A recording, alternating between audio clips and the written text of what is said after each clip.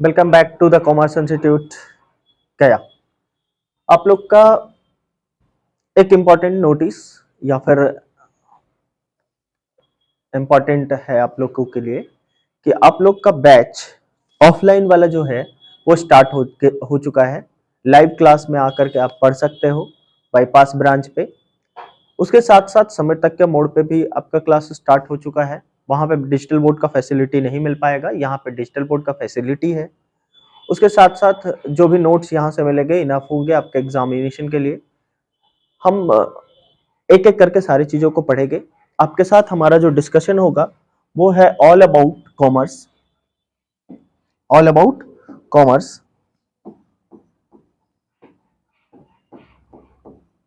अब ये कॉमर्स में हमें क्या क्या पढ़ने हैं? टोटल हमें पढ़ने हैं 5 पेपर, जिसमें 4 पेपर हम आपको पढ़ा देंगे। बाकी के 2 पेपर हिंदी इंग्लिश यहाँ पे क्लास चलते हैं, हिंदी और इंग्लिश का। अगर चाहो तो आप साथ साथ वो भी ज्वाइन कर सकते हो, अगर आप चाहो तो ये दोनों क्लासेस आप अलग कहीं और ज्वाइन कर सकते हो। ऐसे हमारा सजेशन ये रहेगा, हिंदी और इंग्लिश का जो क्लास है यहीं पे ज्वाइन करिए, ज्यादा बेटर होगा। एक ही जगह पे आपको सारा फैसिलिटी मिल जाता है। उसके अलावा हम क्या पढ़ाएंगे? हम पढ़ाएंगे अकाउंट्स, बिजनेस स्टडी, एंटरप्रेन्योरशिप और इकोनॉमिक्स। सीबीएसई वाले का एंटरप्रेन्योरशिप नहीं पढ़ना है, बिहार बोर्ड वाले को entrepreneurship as well as economics दोनों ही पढ़ने हैं। सारा सिलेबस हम कंप्लीट कराएंगे। अकाउंट्स में हम स्टार्ट करेंगे, जब स्टार्ट करेंगे तो अकाउंट्स और इकोनॉमिक्स के साथ स्टार्ट करेंगे। बिजनेस स्टडी और एपीएस को कुछ समय बाद, 1-1.5 महीने के बाद से स्टार्ट करेंगे। ये दोनों भी हमें पढ़ने हैं। ये दोनों आराम से स्टार्ट करेंगे 1-1.5 महीने बाद, जब हमारा अकाउंट्स के बारे में थोड़ा बहुत जानकारी मिल जाए और कुछ जानकारी हमें इकोनॉमिक्स के बारे में मिल जाए। उसके बाद हम चालू करेंगे अपना बिजनेस स्टडी और एंटरप्रेन्योरशिप। ऐसा क्यों सर? बिजनेस स्टडी और एंटरप्रेन्योरशिप का सिलेबस थोड़ा छोटा है in comparison with accounts and economics. ठीक है, इसलिए हम इसको बाद में भी स्टार्ट करते हैं। अकाउंट्स आज हम स्टार्ट करने वाले हैं अकाउंट्स के साथ। अकाउंट्स में हमें जो करने हैं, अकाउंट्स में हमें जो करने हैं वो टोटल एक और फटाफट से देख ले रहे हैं कौन कौन से चैप्टर करने हैं अकाउंट्स में। अकाउंट्स में हमें करने हैं एक तो NPO, not for profit organisation. Second number जो पॉइंट है, सेकंड नंबर जो चैप्टर है वो है हमारा पार्टनरशिप। पार्टनरशिप में हमें बड़े सारे चैप्टर्स पढ़ने हैं, देखते हैं कौन कौन से। एक तो पार्टनरशिप जो पढ़ना है वो थ्योरी कम और अकाउंटिंग पढ़ना है। पार्टनरशिप का अकाउंटिंग के बारे में पढ़ना है, थ्योरी तो पढ़ना ही है। क्लास 11th में भी आपने पार्टनरशिप पढ़ा होगा, तो वहां पे बिजनेस स्टडी में पार्टनरशिप जो पढ़े थे वो पार्टनरशिप के बारे में, यानी पार्टनरशिप एक्ट के बारे में पढ़ना था 1932। पार्टनरशिप एक्ट 1932 और 2008 ये एलएलपी के लिए पढ़ना था, और ये पार्टनरशिप का जनरल एक्ट है 1932। ठीक है, उसके साथ साथ यहाँ पे जो हमें पार्टनरशिप पढ़ने है वो पार्टनरशिप अकाउंटिंग के बारे में पढ़ना है। पार्टनरशिप अकाउंटिंग में हमें फंडामेंटल पढ़ना है,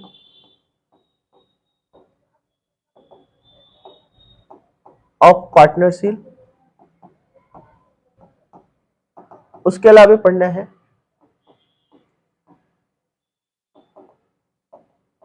change in profit sharing ratio, या इसका एक और नाम है जो आपके बुक में मिल जाएगा, reconstitution of firm.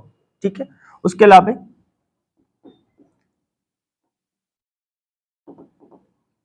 Valuation of goodwill पढ़ना है।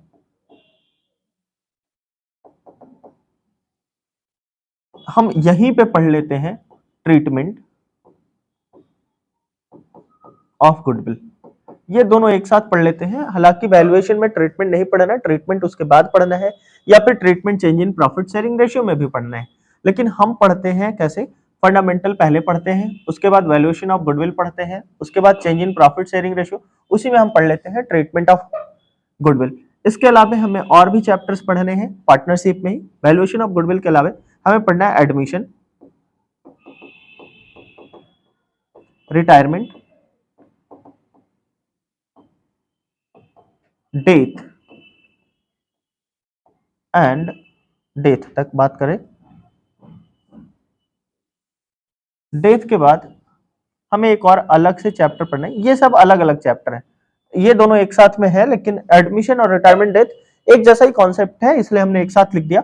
उसके साथ साथ हमें पढ़ना है डिसोल्यूशन ऑफ फर्म, यानी पहले कैसे अकाउंटिंग होगा इसका जब फर्म चालू है तो, और उसके बाद लास्ट में जब फर्म बंद होगा तो उसके अकाउंटिंग के बारे में पढ़ना है। ऑल अबाउट पार्टनरशिप, हमें यही सारे चैप्टर्स पढ़ने हैं। उसके बाद हमारा स्टार्ट होता है कंपनी एक्ट। कौन सा? कंपनीज एक्ट 2013 अभी हमें पढ़ने हैं। कंपनीज एक्ट कौन सा पढ़ना है? 2013। अब इसमें बड़े सारे चैप्टर्स इसके भी हैं। इसके कौन कौन से चैप्टर पढ़ने हैं सर? इसके एक तो बेसिक वाला चैप्टर है जिसमें कंपनी कौन है, शेयर्स क्या होते हैं, ये सारे। उसके अलावा हमें पढ़ना है इशू ऑफ शेयर्स, उसके बाद forfeiture and re issue of shares. इसके अलावा हमें और क्या पढ़ना है? इसके अलावा पढ़ने हैं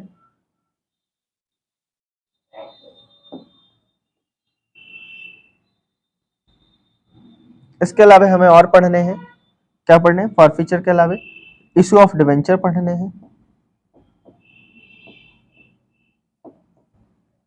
redemption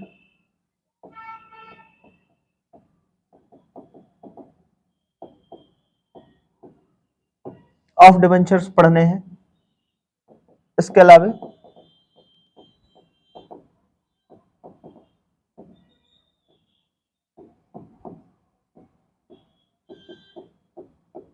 financial statement of company पढ़ना है।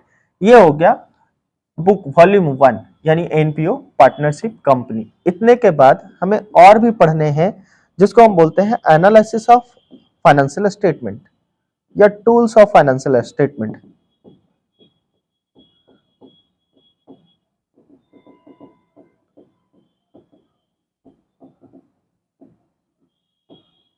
देखो, एनालिसिस ऑफ फाइनेंशियल स्टेटमेंट में हमें टोटल 4 चैप्टर्स पढ़ने हैं। कौन कौन से 4 चैप्टर? एक तो है कॉमन साइज स्टेटमेंट,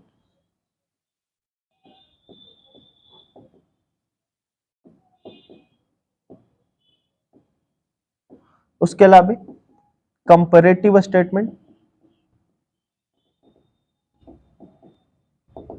उसके अलावा रेशियो, और एक पढ़ना है कैश फ्लो स्टेटमेंट। ये 4 चैप्टर और भी पढ़ने हैं। टोटल अगर देखा जाए तो एक चैप्टर ये हो गया, दूसरा ये हो गया, तीसरा ये हो गया, चौथा ये हो गया, पांचवा और छठा यहाँ पे हो जाएगा, 7वां नंबर चैप्टर यहाँ पे हो जाएगा। फिर से 1 से स्टार्ट होगा, लेकिन हम काउंटिंग कर रहे हैं तो इसको लिख रहे हैं 8, ये हो गया हमारा 9, ये हो गया 10, ये हो गया 11, ये हो गया 12, ये हो गया 13। उसके अलावा इधर आ जाओ, इसमें देख लो कौन कौन से चैप्टर आ रहे हैं। 13 हो गया, यहाँ पे आ जाएगा 14 नंबर ये, 15 नंबर ये, 16 नंबर ये, 17 नंबर ये। इतने सारे चैप्टर्स पढ़ने हैं। अब वेट के हिसाब से देख ले कि किसमें कितने नंबर आने हैं सर, कौन कितने नंबर का क्वेश्चन पूछेगा। देखो, एनपीओ से कभी कभी 10 नंबर का पूछ देता है, पार्टनरशिप से हमारा 30 नंबर का क्वेश्चन पूछ देता है, कंपनी से हमारा 30 नंबर का क्वेश्चन पूछ देता है। ठीक है। उसके अलावा कॉमन साइज कंपैरेटिव स्टेटमेंट, ये दोनों को मिला करके हमारा 10 नंबर का क्वेश्चन कभी कभी पूछ देता है। उसके अलावा रेशियो से 10 नंबर के क्वेश्चन पूछ देते हैं। कितने हो गए? 10, 30, 30, 60, 10, 70, 80, 90 हो गया, और 10 नंबर का कैश फ्लो से पूछता है। हमारा अकाउंट्स खत्म। इतना ही पढ़ना है। अब वेट के हिसाब से देखें तो पार्टनरशिप 30 मार्क्स के पढ़ने हैं। पार्टनरशिप को एकदम ध्यान से पढ़ो। पार्टनरशिप से 30 नंबर, एनपीओ सबसे आसान चैप्टर 10 नंबर दे रहा है, कंपनी से हमें 30 नंबर मिल जाएंगे, कैश फ्लो रेशियो से 10-10 number, comparative statement common size statement से 10 नंबर। ये हमारा सिलेबस है। कोई दिक्कत इस सिलेबस को समझने में? नहीं सर, कोई दिक्कत नहीं। ये एकदम क्लियर कट सिलेबस है। यही इतना ही पढ़ना है हमें अकाउंट्स में पूरा। अकाउंट्स के अलावा हमें बिजनेस स्टडी भी पढ़ने हैं, इकोनॉमिक्स भी पढ़ने हैं, और ईपीएस भी पढ़ने हैं। ये भी ध्यान में रखना है। ये खत्म करने में हमें कितना समय लगता है? ऑन एन एवरेज 6 महीने। कितने लग जाते हैं? 6 मंथ के अप्रॉक्स में एक एक चीज को, एक एक पॉइंट को, सारी थ्योरी प्रैक्टिकल को करके सिर्फ 6 महीने का समय लगता है। बाकी के 6 महीने में बाद बाकी पेपर पढ़ने। हालांकि स्टार्टिंग से ही हम सारे पेपर को ऑप्शन करके चलते हैं। ऐसा नहीं कि खाली अकाउंट्स पहले पढ़ लेंगे, बिजनेस स्टडी उसके बाद पढ़ेंगे, ईपीएस उसके बाद पढ़ेंगे और उसके बाद हम इकोनॉमिक्स पढ़ेंगे, ऐसा कुछ नहीं है। अकाउंट्स के साथ साथ जैसे ही हम आज अकाउंट्स पढ़े तो अगले दिन में हम इकोनॉमिक्स पढ़ते हैं, अल्टरनेटिव में पढ़ते हैं। इससे फायदा क्या होता है कि आपको एक दिन का समय मिल जाता है। समय मिल जाता है इट मींस कि आप जो होमवर्क है उसको आप आराम से कर सकते हो। लेकिन ये है कि जिस दिन पढ़े उसी दिन अगर कर लेते हो तो ज्यादा बेटर आपके लिए है। ठीक है, ठीक है सर, ये चीजें समझ गए। अब आगे देखो, ये काम हो जाए उसके बाद हम एनपीएस कुछ समय बाद स्टार्ट करेंगे। आज हम बात करते हैं fundamental of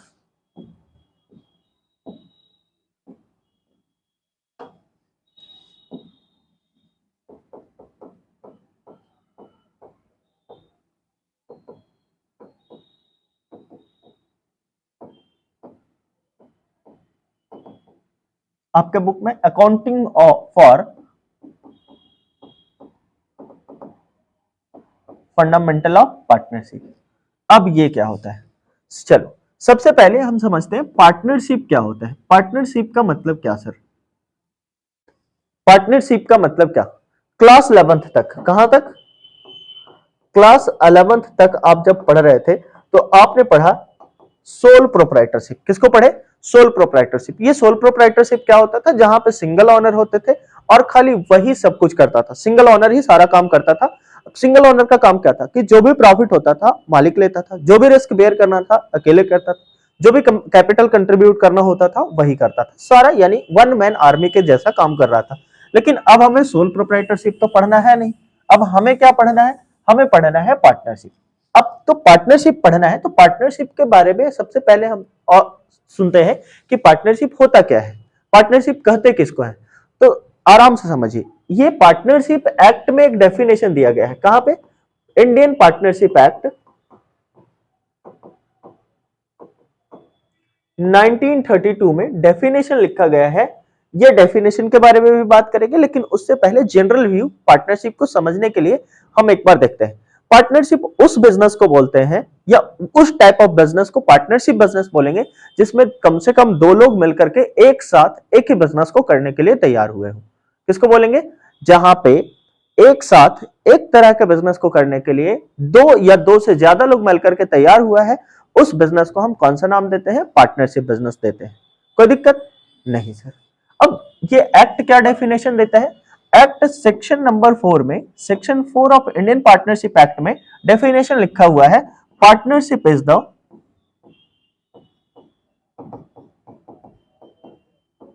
relationship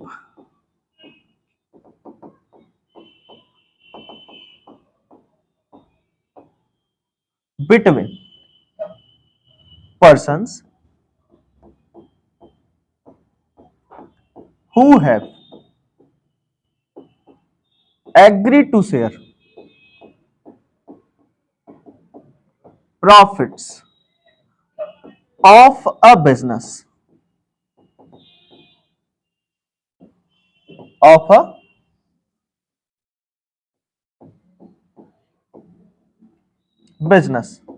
carried on by all or any of them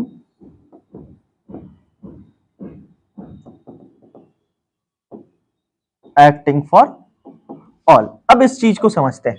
क्या लिख दिए सर इंग्लिश में इतना भारी भारी? कुछ भारी नहीं, एकदम आसान से वही चीज लिखे जो हम आपको बताए। क्या? पार्टनरशिप किसको बोलते हैं? एक रिलेशनशिप होता है। कौन सा रिलेशन? भाई बहन वाला, माता पिता वाला? नहीं, वैसा रिलेशन नहीं। ये कौन सा रिलेशन होता है?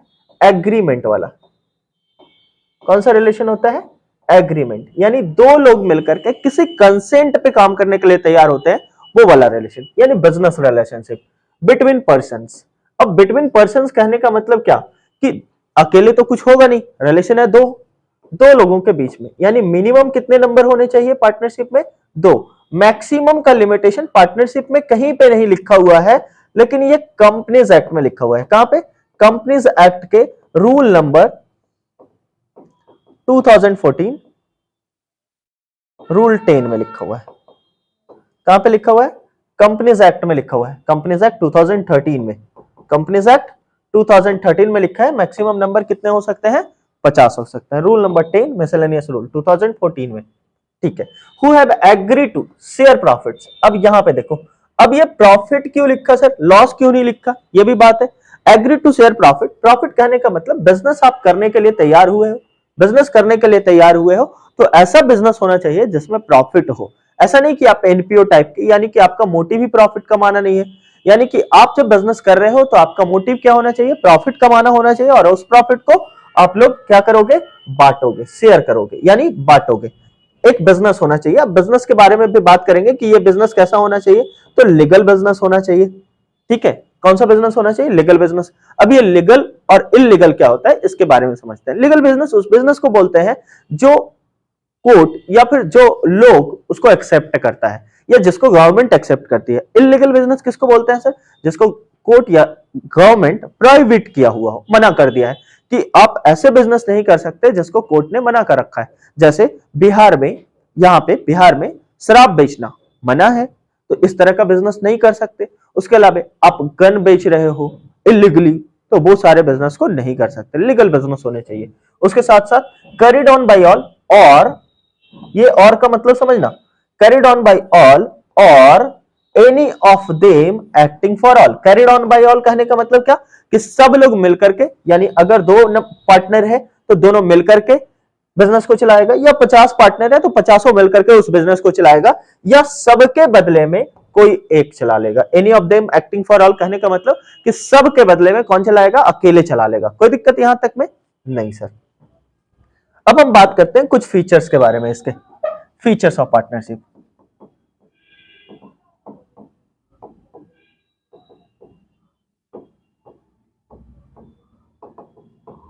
क्या होता है फीचर? पार्टनरशिप का फीचर क्या है? फीचर्स ऑफ पार्टनरशिप में जो हमने डेफिनेशन देखा, फटाफट से एक बार फिर से देख लो। डेफिनेशन में जो हमने डेफिनेशन लिखा है ना, उसी से निकल के आएंगे फीचर्स ऑफ पार्टनरशिप। क्या होगा सर? फीचर्स में हमारा सबसे पहला बात आ रहा है क्या? रिलेशनशिप। क्या आ रहा है? सॉरी, इसमें क्या आ रहा है? Partnership is the relationship. Relationship है तो सबसे पहला नंबर क्या होगा? नंबर ऑफ पर्सन के बारे में। पहला पॉइंट क्या होगा? फीचर्स, नंबर ऑफ पार्टनर कितने होंगे? कम से कम मिनिमम 2 और मैक्सिमम 50। अभी अभी हमने बताया मिनिमम 2 और मैक्सिमम 50। अब मिनिमम का लिमिटेशन तो पार्टनरशिप एक्ट में है, लेकिन मैक्सिमम का लिमिटेशन कहां पे है? कंपनीज एक्ट में है। ध्यान रखना कंपनीज एक्ट में है। एमसीक्यू में कभी कभी पूछ देता है। उसके अलावा क्या था सर?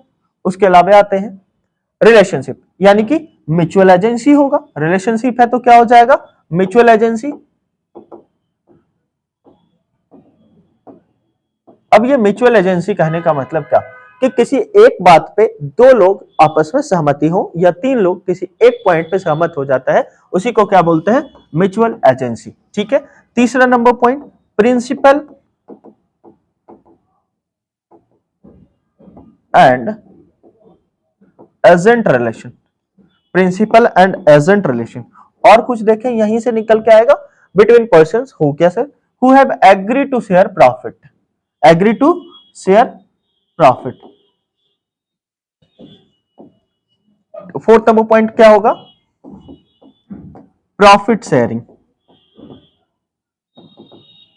फिफ्थ नंबर पॉइंट में क्या होगा? कैरिड ऑन बाय ऑल और any of them acting for all. उसके अलावा क्या होगा सर? सिक्स नंबर पॉइंट, और भी बड़े सारे हैं, आप चाहो तो लिख सकते हो, इतना इनफ है। Unlimited liability. अनलिमिटेड लाइबिलिटीज, ये इसके फीचर्स हैं। कोई दिक्कत पार्टनरशिप फीचर्स को समझने में? कोई पॉइंट नहीं समझ में आया हो, फटाफट से एक बार पूछ लो, कमेंट में पूछ लेना कि सर ये वाला पॉइंट नहीं समझ में आया, हम फिर से बता देंगे। कोई दिक्कत नहीं यहां तक में, हमें नहीं लगता। म्यूचुअल एजेंसी हमने समझा दिया। म्यूचुअल एजेंसी मतलब किसी पार्टिकुलर पॉइंट पे ये एग्रीमेंट का बात है, क्या होना चाहिए? अच्छा, 7 नंबर पॉइंट में लिख देते हैं एग्रीमेंट। क्या हो गया? एग्रीमेंट। कोई दिक्कत नहीं यहां तक। चलो एलएलपी के बारे में अभी नहीं पढ़ेंगे, थोड़ा देर बाद पढ़ेंगे। एलएलपी क्या होता है? लिमिटेड लायबिलिटी, जिसके बारे में 2008 में आया लिमिटेड लायबिलिटी पार्टनरशिप, उसके बारे में आगे पढ़ेंगे। अभी हमें पढ़ना है पार्टनरशिप डीड। पार्टनरशिप डीड क्या होता है? पार्टनरशिप डीड सुनो। पार्टनरशिप डीड कहने का मतलब क्या? डीड को हम लोग एक और नाम से जानते हैं, आर्टिकल ऑफ पार्टनरशिप।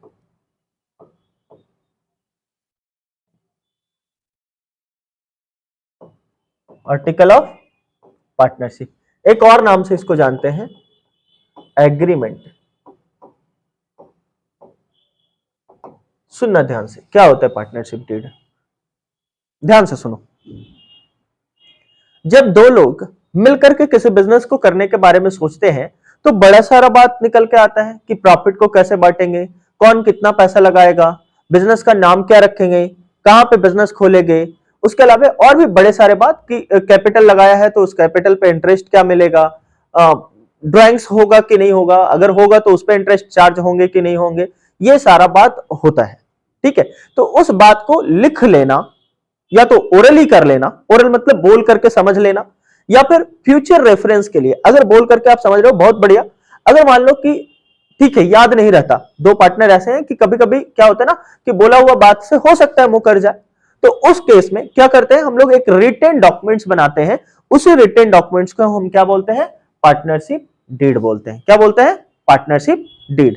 यानी कि बात क्लियर है कि partnership deed is a written documents which pertaining या contains about all about the agreement of partner। क्या है? all about the agreement of partner, यानी कि पार्टनरशिप डीड और कुछ नहीं, जो पार्टनर्स आज सोच रहा है उसी को लिख लिया है, उसको क्या बोलते हैं? पार्टनरशिप एग्रीमेंट या पार्टनरशिप डीड या आर्टिकल ऑफ पार्टनरशिप बोलते हैं। यानी पार्टनरशिप में क्या क्या चेंजेस आ सकते हैं, कौन कितना पैसा लगा सकता है, कैपिटल कैसा रहेगा, फिक्स रहेगा या फ्लक्चुएटिंग रहेगा, ये सारा डिटेल्स कहां पे लिखा हुआ रहता है? पार्टनरशिप डीड में लिखा हुआ रहता है। चलो इसको लिख लेंगे। हाँ सर लिख तो लेंगे। अच्छा पहले वाला एक बार फटाफट से लिख लो। और है ये वाला लिखने का जरूरत नहीं, ये तो हमने जस्ट सिलेबस लिख दिया है, ये डेफिनेशन था और ये हमारा फीचर्स है, उसके अलावा हम बात करेंगे। चलिए ठीक है।